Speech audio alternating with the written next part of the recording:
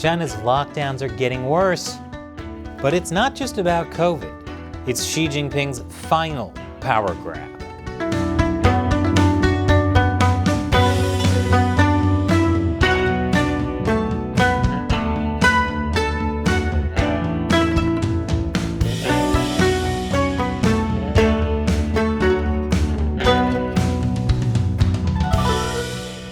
Welcome to China Uncensored. I'm Chris Chappell.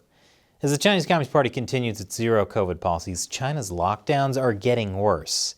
And I know I say that every week, but it's true every week. It's especially bad this week. And it's all because of China's Presitator-in-Chief Xi Jinping. I'll explain why later in this episode. Shanghai is once again tightening its lockdown, despite the fact that official COVID case numbers are falling. The once bustling metropolis has been taken over by the only intelligent life left on the streets. The city belongs to them now. I, for one, welcome our new feline overlords.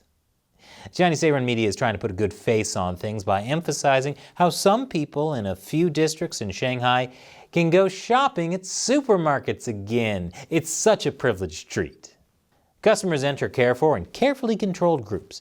They're required to show their passes, invitation cards from the store, and negative nucleic acid test results.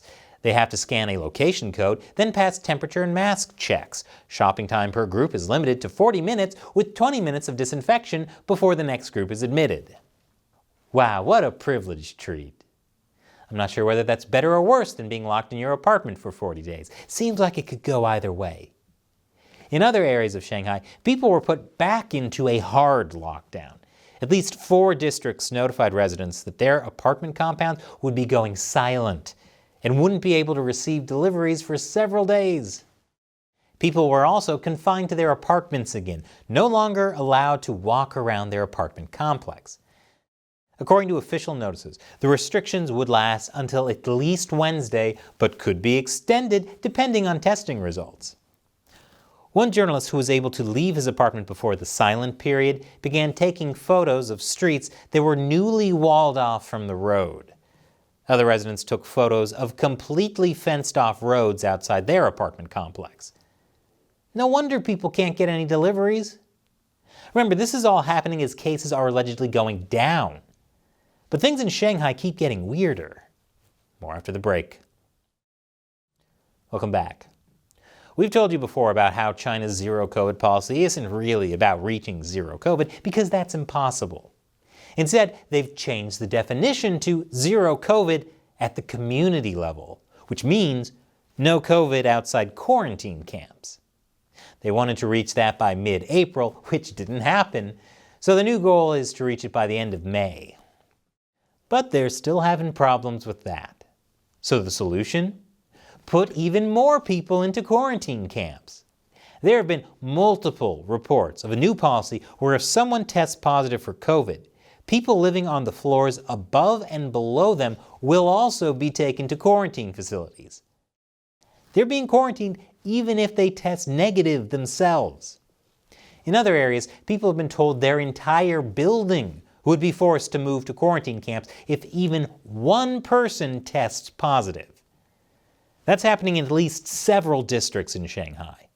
It's not clear whether people who test negative get sent to the same quarantine camps as people who test positive.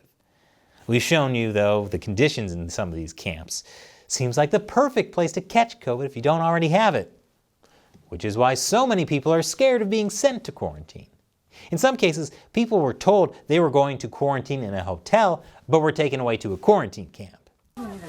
说是酒店隔离，把我们拉来了方舱，看一下，没有水喝，没有东西吃，警察也不帮助我们任何东西，街道主任也没有说任何话，来了像死人一样的，求扩散。And while people are in quarantine, their apartments get disinfected. I hope they didn't want to actually eat anything that was in that fridge. The way this is all shaking down in Shanghai is leading to a lot of frustration. I know, what could be frustrating about being locked in your apartment, constantly being tested, getting sent away to a camp even if you don't have COVID, and having the rules change suddenly all the time?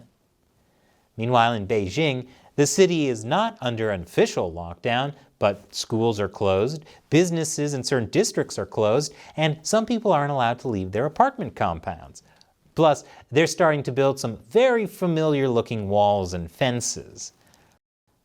But I don't want to make it sound like Beijing is doing exactly the same thing as Shanghai, because Beijing gets bonus barbed wire. It really adds something to the "this city is a prison" vibe.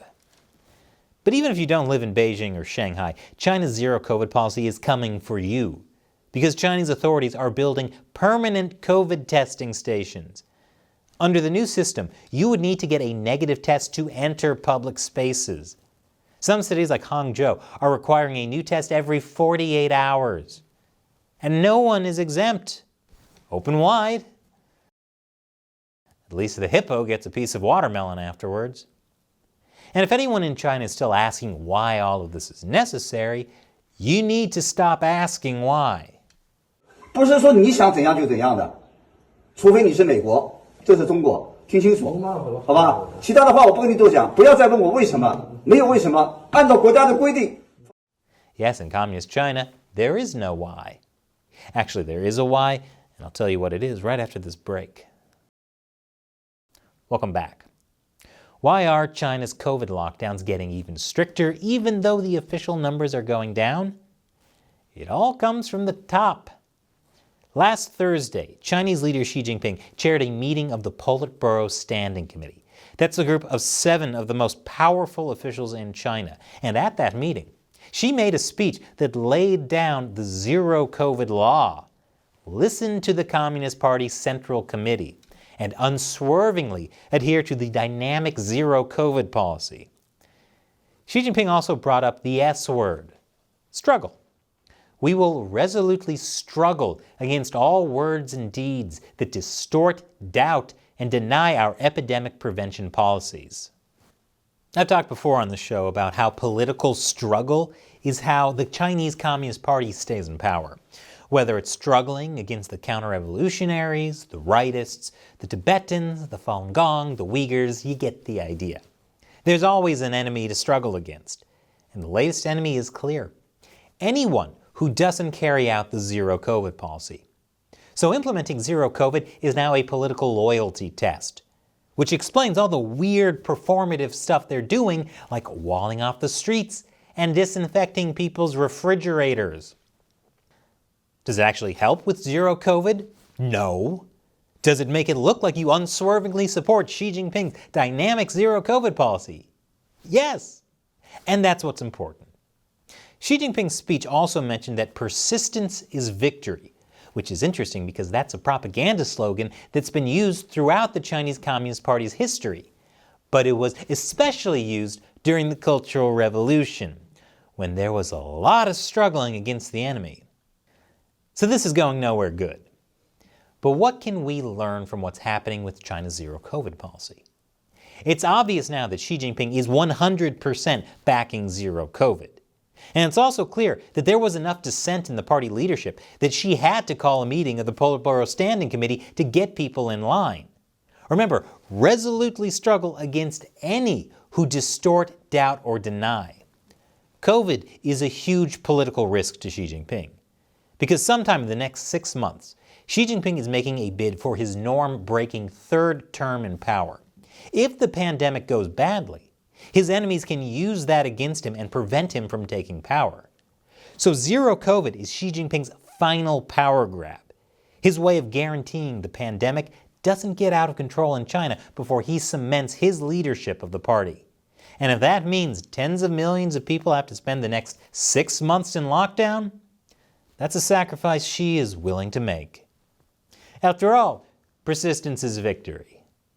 And now it's time for me to answer a question from a fan who supports the show on the crowdfunding website Patreon or the exclusive social media platform Locals. And Mizrahi asks on Locals, I saw your recent episode on Shanghai lockdown nightmare, dead man still alive. Is there any underground coordinated effort by the people or movement to oppose these policies, Xi Jinping and the CCP? Well, there are people in China who oppose the zero COVID policy, and they have criticized it in the past. They haven't gone so far as to criticize Xi Jinping or the Communist Party, because that's a one-way ticket to prison. There are also people who are just scared and angry and fed up with the lockdowns. And there have been a few small-scale protests, but more spontaneous than coordinated. Like this one at the Quanta factory in Shanghai, which makes MacBooks and other electronics. A few hundred people broke out because they were afraid they were going to be put in quarantine. As for coordinated efforts, that's going to get a lot harder now that Xi Jinping has told people to struggle against any who oppose zero COVID.